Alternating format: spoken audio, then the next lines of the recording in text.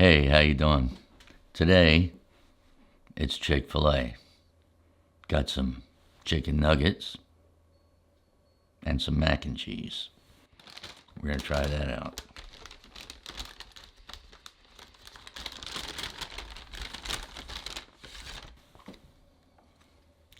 And the honey mustard. I like that.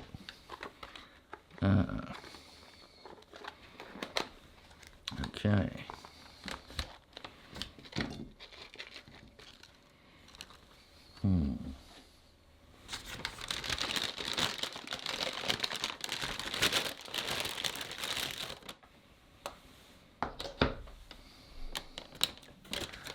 Okay. That's a large mac and cheese, just in case I want some for later. Yeah.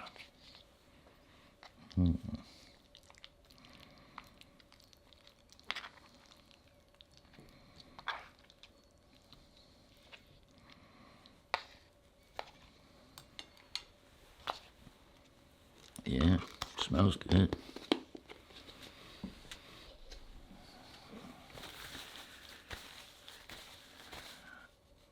Oh, and of course I have my iced tea.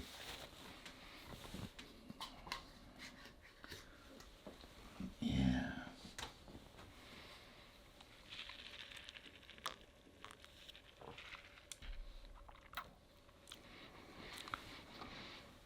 They make pretty good tea.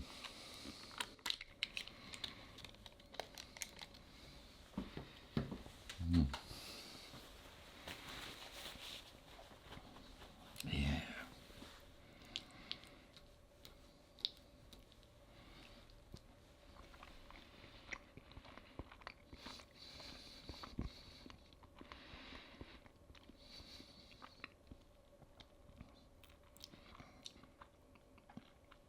That's nice and cheesy too.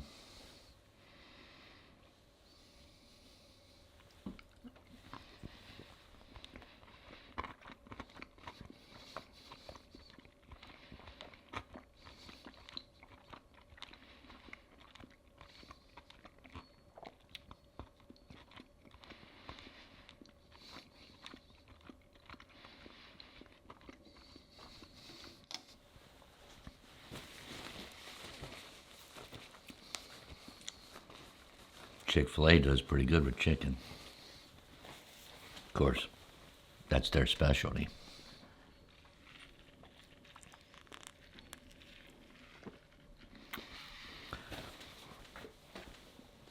Oh, so today,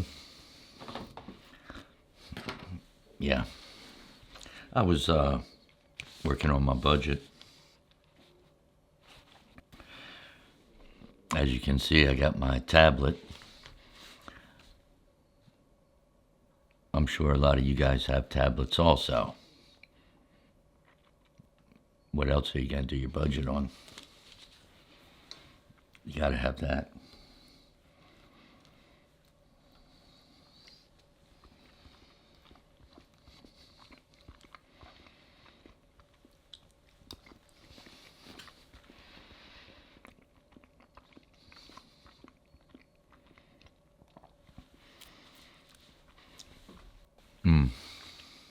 Yeah.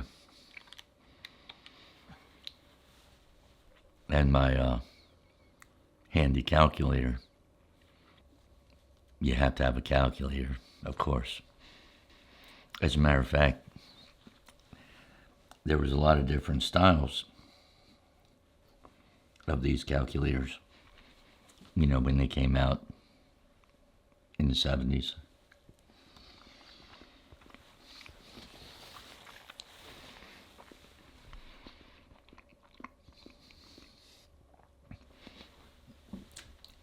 Including the TI-30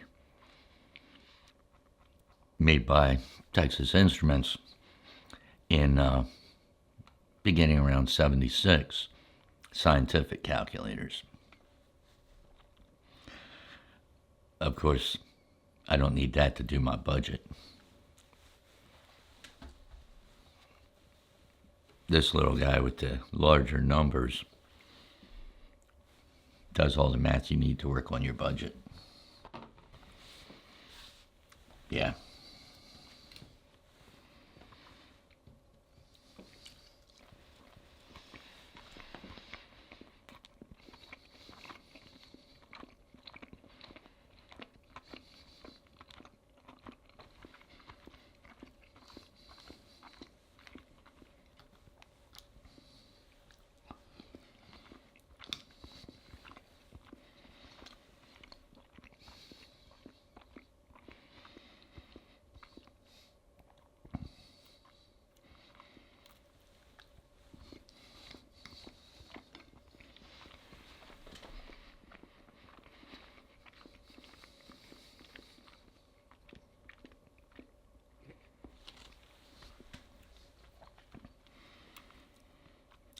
That mac and cheese is nice and cheesy.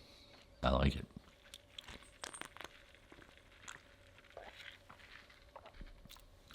So, like I was saying, these things were big in the 60s and 70s, mostly the 70s. They really got to be affordable. And before that, in the 40s and 50s, there was this. The slide rule was the only calculator going before electronics got to the point where we could mass produce these handheld calculators.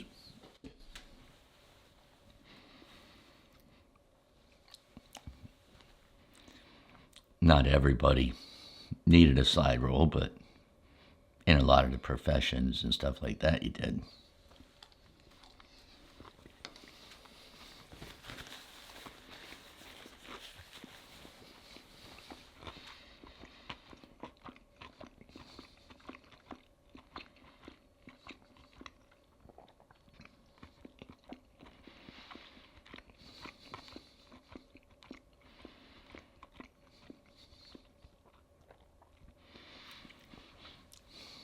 You just didn't need a slide rule to do a budget. Just do it by hand, the old-fashioned way.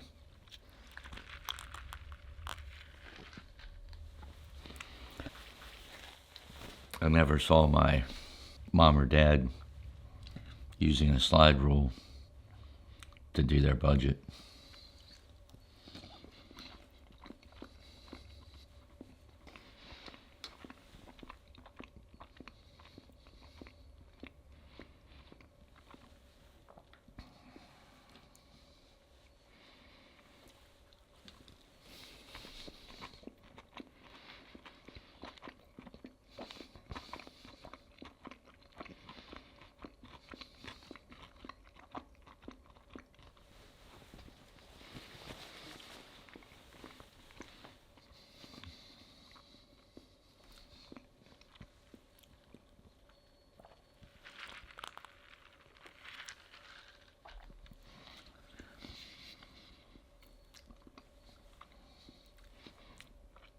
But during the 60s and 70s, a lot of things, well, three big ones I can think of that led up to the mass production of these handheld calculators. One was transistors being layered onto IC chips.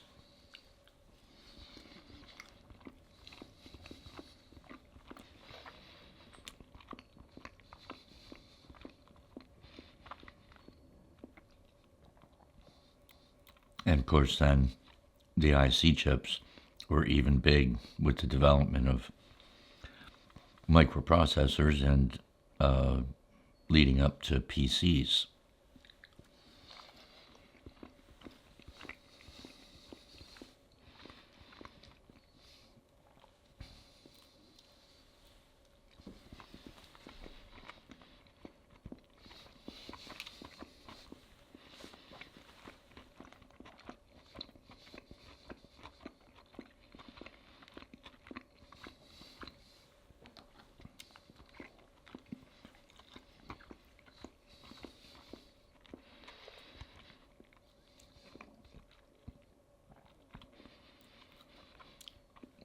also working to develop these calculators, you had to have a display.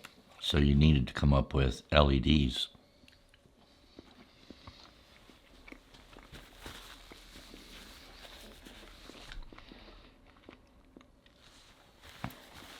The light emitting diodes, which ultimately the LEDs, even past the 2000s, were getting better and better all the time. They could produce different light colors. Like in the beginning, that one calculator, that Texas Instrument that I was showing you, just had the typical red LED segments.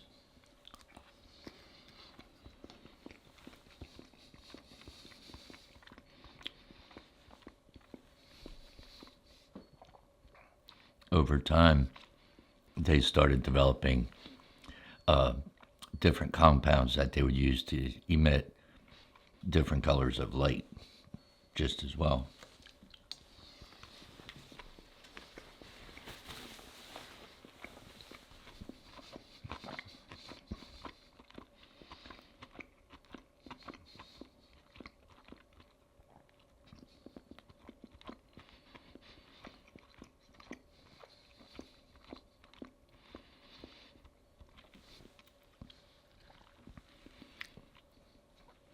Because something like a calculator, it needs a display, and that the LEDs and then the LCDs, they consume less power, and they could produce them, like mass produce them, so they became economical.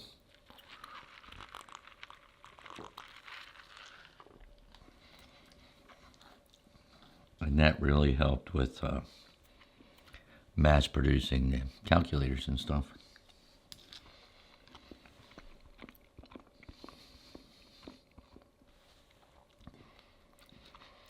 And through the years, they got more energy efficient as well. So they could run a pretty long time off of a battery.